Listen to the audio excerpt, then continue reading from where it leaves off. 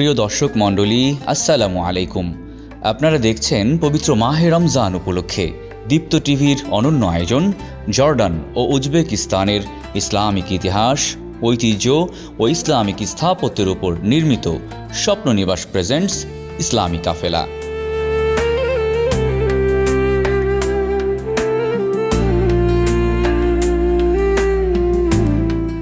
সুপ্রিয় দর্শক, আজ আমরা রয়েছি উজবেকিস্তানের সমরকন্দে। এখন আপনাদেরকে ঘুরে ঘুরে দেখাবো ইমাম মাতুরিদি রহমতুল্লাহি আলাইহির মাকবারা। ইসলামিক জ্ঞান বিজ্ঞানের ইতিহাসে এমন কিছু মনীষীর আবির্ভাব ঘটেছে যারা মুসলিম উম্মার বিশ্বাস ও চিন্তাধারাকে সুসংহত করেছেন যুগের পর যুগ।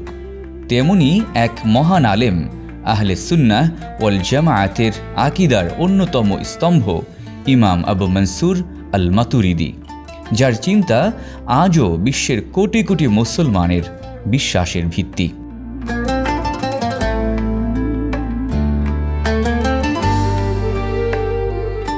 ইমাম মাতুরিদি রহমতুল্লাহ আলাইহি জন্মগ্রহণ করেন মধ্য এশিয়ার জ্ঞান চর্চার কেন্দ্র সমরকন্দ নগরীর নিকটবর্তী মাতুরিদ নামক এলাকায়।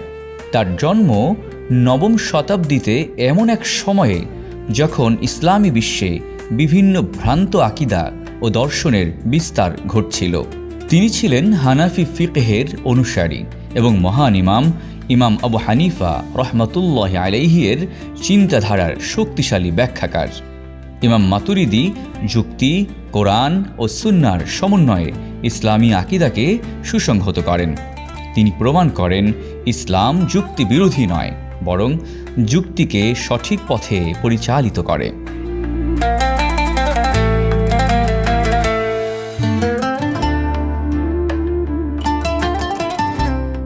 সে সময় মুতাজিলা, জাহমিয়া ও বিভিন্ন দার্শনিক মতবাদ মুসলিম সমাজে বিভ্রান্তি সৃষ্টি করছিল।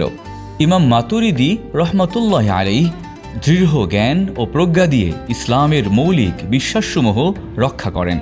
তিনি প্রতিষ্ঠা করেন সুপরিচিত মাতুরিদি আকিদা, যা আজ বিশ্বের বিশাল মুসলিম জনগোষ্ঠীর বিশ্বাসের ভিত্তি। তার উল্লেখযোগ্য গ্রন্থসমূহ হচ্ছে কিতাবুত তাওহীদ, তাওলিয়াত আহলুস সুন্নাহ। এসব গ্রন্থ ইসলামী ধর্মতত্ত্বে আজও গবেষণার মূল ভিত্তি হিসেবে বিবেচিত।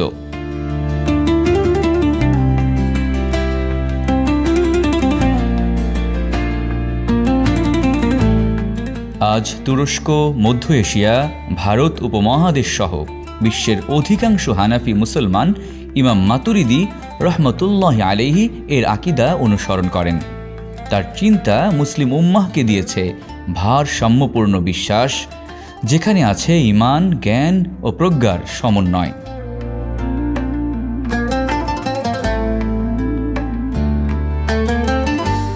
(333 হিজরি সালে এই মহান ইমামের ইন্তেকাল ঘটে। তাকে সমাহিত করা হয় প্রিয় নগরী সমরকন্দেই। আজও তার কবর জ্ঞান পিপাসু মানুষের জন্য অনুপ্রেরণার উৎস। যুগ বদলায়, সভ্যতা পরিবর্তিত হয়, কিন্তু সত্য আকিদার আলো কখনো নিভে যায় না। ইমাম মাতুরিদি রহমতুল্লাহ আলাইহি আমাদের শিখিয়েছেন বিশ্বাস মানে অন্ধ অনুসরণ নয়, বরং জ্ঞানভিত্তিক ঈমান। জ্ঞান ও ঈমানের সমন্বয়ই মুসলিম উম্মার শক্তি।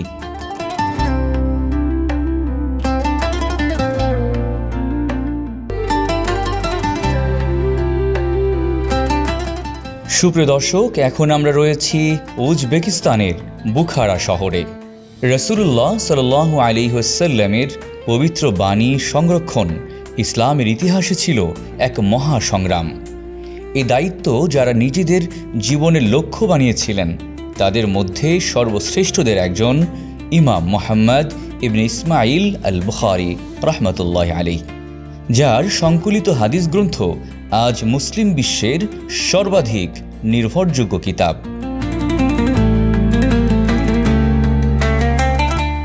194 হিজরিতে মধ্য এশিয়ার ঐতিহাসিক নগরী বুখারাতে জন্মগ্রহণ করেন ইমাম বুখারী রহমতুল্লাহ আলাইহি।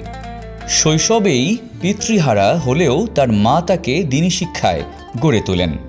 অল্প বয়সেই তিনি হাজার হাজার হাদিস মুখস্থ করে ফেলেন।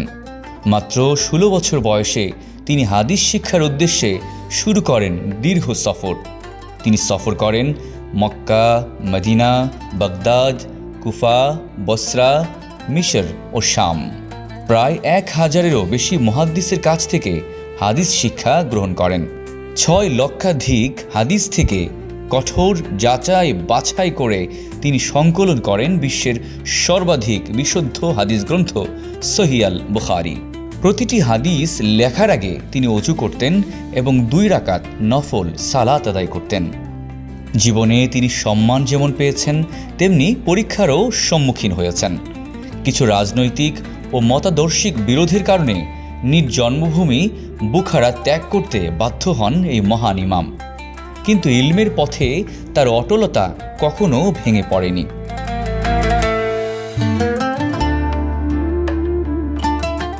256 হিজরিতে তিনি ইন্তেকাল করেন এবং সমাহিত হন সমরকান্দ এর নিকটবর্তী হারতাং গ্রামে।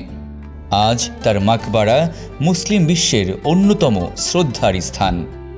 আজ পৃথিবীর প্রতিটি মসজিদ, মাদ্রাসা ও ইসলামী শিক্ষা কেন্দ্রে ইমাম বুখারী রহমতুল্লাহ আলাইহি এর সংকলিত হাদিস পাঠ করা হয়। কোরআনের পরে সবচেয়ে নির্ভরযোগ্য গ্রন্থ হিসেবে সহিহ আল বুখারী মুসলিম উম্মার পথ প্রদর্শক। একজন মানুষ পৃথিবী ছেড়ে চলে যান, কিন্তু তার ইলম যুগের পর যুগ বেঁচে থাকে। ইমাম বুখারী রহমতুল্লাহ আলাইহি আমাদের শিখিয়েছেন, সত্য সংরক্ষণের জন্য প্রয়োজন সততা, ত্যাগ ও আল্লাহ ভীতি। তিনি শুধু একজন আলেম নন, তিনি ইসলামী ইতিহাসের এক অবিনশ্বর অধ্যায়। প্রিয় দর্শক, এতক্ষণ দেখছিলেন আপনাদের প্রিয় চ্যানেলে প্রিয় অনুষ্ঠান জর্ডান ও উজবেকিস্তানের ইসলামিক ইতিহাস, ঐতিহ্য ও ইসলামিক স্থাপত্যের উপর নির্মিত স্বপ্ন নিবাস প্রেজেন্টস ইসলামী কাফেলা। আগামী পর্ব দেখার আমন্ত্রণ জানিয়ে আজকের মতো বিদায় নিচ্ছি। আল্লাহ হাফেজ।